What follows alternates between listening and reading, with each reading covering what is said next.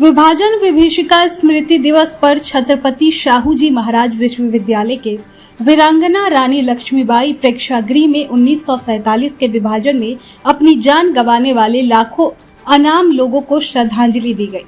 कार्यक्रम की शुरुआत 2 मिनट के मौन से हुई। जिलाधिकारी जितेंद्र प्रताप सिंह ने कहा कि विभाजन में देश का एक बड़ा हिस्सा खो गया। लगभग 10 लाख लोगों की मौत हुई और 60 लाख से अधिक लोग विस्थापित हुए। इन लोगों का स्वतंत्र भारत की प्रगति में अमूल्य योगदान रहा। सीडीओ दीक्षा जैन ने विभाजन पीड़ितों की पीड़ा और प्रदर्शनी में शामिल दुर्लभ दस्तावेजों व चित्रों का उल्लेख किया। प्रदर्शनी में अंग्रेजों, मुस्लिम लीग की भूमिका, महिलाओं पर हिंसा और तत्कालीन प्रेस के दृष्टिकोण को दर्शाया गया। सिंधी समाज के महामंत्री महेश मेघानी ने समाज के देशभक्ति भाव को व्यक्त किया, जबकि सरदार गुरविंदर सिंह छावड़ा और गुरुदेव सिंह ने अपने पूर्वजों की स्मृतियां साझा की। अंत में विभाजन की त्रासदी पर आधारित लघु फिल्म भी प्रदर्शित की गई। 14 अगस्त 2025 में कानपुर में भी जो विभाजन विभीषिका स्मृति दिवस मनाया गया है और इसमें जो आज़ादी के समय भारत का विभाजन हुआ, हजारों लाखों लोगों को तकलीफ हुई, अखंड भारत का एक हिस्सा ही इधर रह गया। इन सारे विषयों में जो सूचना विभाग की प्रदर्शनी है वो लगाई गई, लोगों ने उसका अवलोकन किया, उस दर्द को महसूस किया और आज हमारे यहाँ कार्यक्रम में गुरुदेव जी, छाबड़ा जी, हमारे महेश लधानी जी, हमारे सिंधी समाज के, हमारे पंजाबी समाज के बहुत सारे हजारों लोगों ने प्रतिभाग किया, जिन लोगों ने इस विभीषिका को झेला है, जिनके परिवारों ने, पूर्वजों ने उस दर्द को सहा है, उस दर्द को हम लोगों ने आज नमन किया और ये संकल्प भी लिया कि जो अखंड भारत की संकल्पना है ये पूर्ण रहे, सुरक्षित रहे और आगे बढ़े।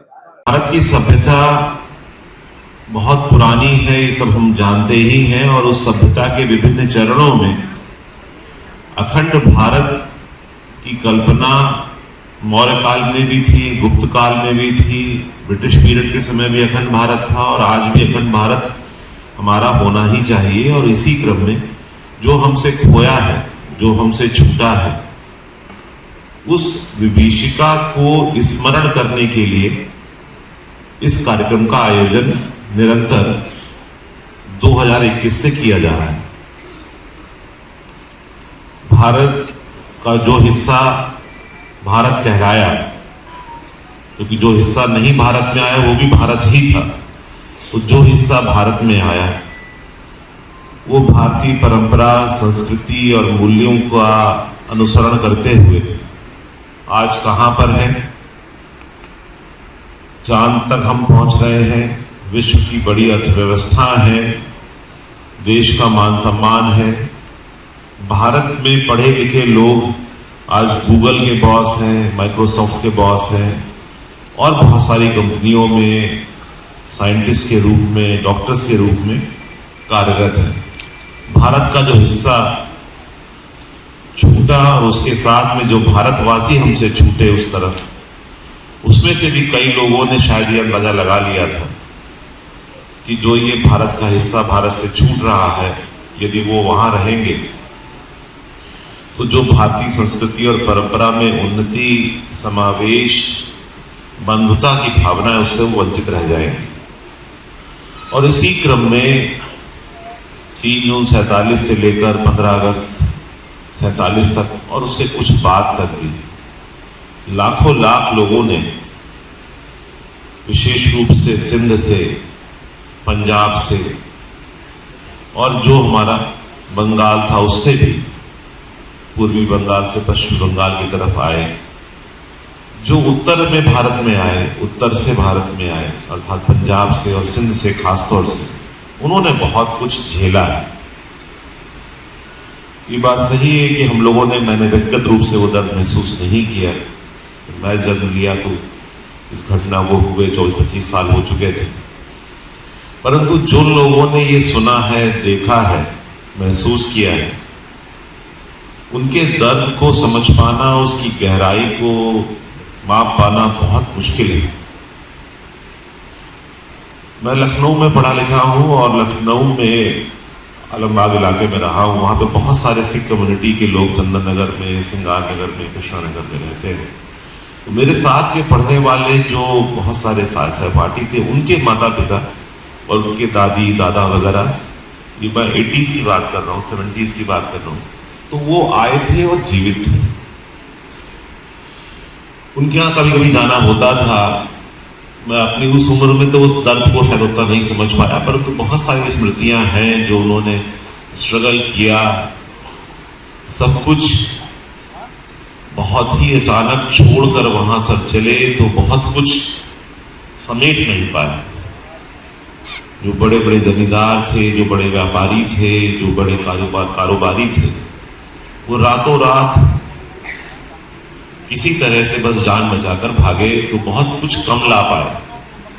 और फिर जब यहाँ आए तो सरकार ने बहुत सारी मददें की, लखनऊ में खासतौर से, दिल्ली में, और कानपुर उसमें से एक शहर है जिसने उन लोगों को पनाह दी जो भारतवासी थे और परिस्थितियों में जो राजनीतिक कारण थे उस समय के, उसमें यहाँ पर आए और फिर इसको उन्होंने बसाया। वो खुद बसे और उन्होंने भारत को भी बसाया और मजबूत किया। उसी कड़ी में बहुत सारे संकेत चिन्ह होते हैं। सिंधी कम्युनिटी ने, पंजाबी कम्युनिटी ने बहुत योगदान किया है इस देश को और विकसित करने में। जो उद्यमिता, जो व्यापार की समझ, जो संस्कृति, जो सभ्यता की समझ, जो दर्द को, पीड़ा को समझ पाने की समझ वो कम्युनिटी लेके आई, वो आज भारतीय परंपरा का एक हिस्सा है।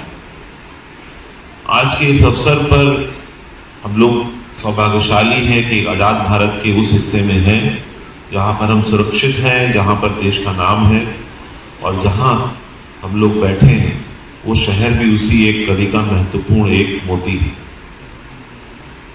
आज का समय यही है कि याद करें कि आज हम सुरक्षित हैं तो इसलिए सुरक्षित हैं क्योंकि हम अपनी भारतीय संस्कृति, परंपरा, बंधुता, समावेश में भरोसा रखते हैं।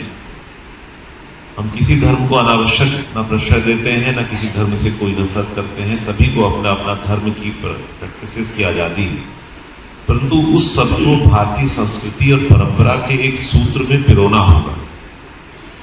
इसमें कोई कमी ना छूट जाए, इसीलिए शासन में माननीय प्रधानमंत्री जी ने, माननीय मुख्यमंत्री जी ने संकल्पना रखी कि ये दिवस मनाया जाए। और ये बहुत सारे जो अनुभव बीते हैं और जो नई जनरेशन है, मैंने भी वो फेस को थोड़ा सा कम करके देखा, क्योंकि मैं उन पेरेंट्स को देखता था जो वहाँ से चल के आए थे 70s 80s में। उनको भी 20-25 साल हो चुके थे पाकिस्तान से आए हुए। परंतु जो नई जनरेशन है, जो बच्चे ऊपर बैठे हैं खासतौर से बालकनी में, उनके लिए आवश्यक है इसके बारे में पढ़ें, देखें कि कहाँ क्या चूक हुई, समझे कि हम कहाँ चूके, क्या गलतियां हुई, कि इतना जैसा देश जो पूरी दुनिया के व्यापार का किसी जमाने में 1/4 1/6 लीड करता है।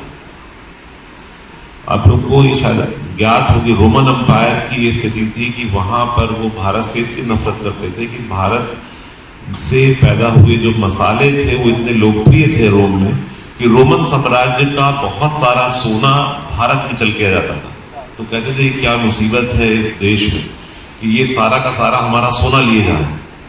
तो ये देश रहा है, ये परंपरा रही है।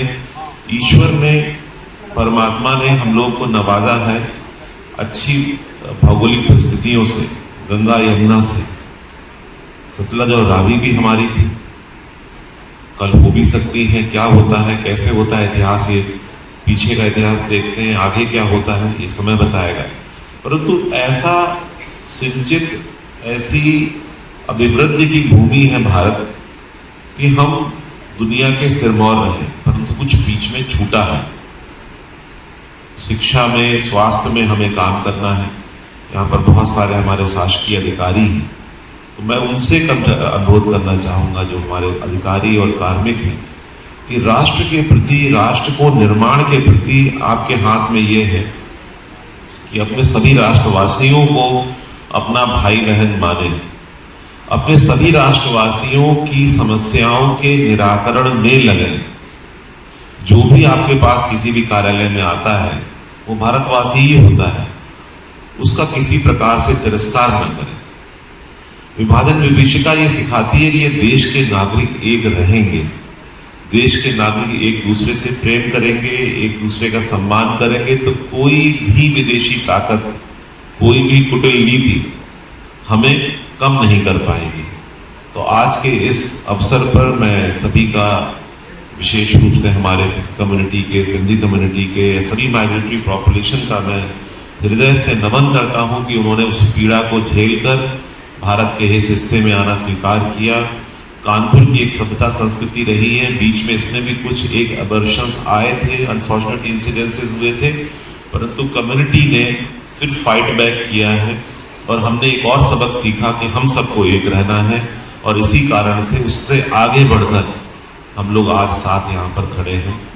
भारत जैसा है इसे मजबूत करना है और भारत को, अखंड भारत की जो संकल्पना है वो हमारी जो उसकी पूर्ति होगी वो हमारे सभी पूर्वजों को, सभी महर्षियों को, सभी को सच्ची श्रद्धांजलि होगी।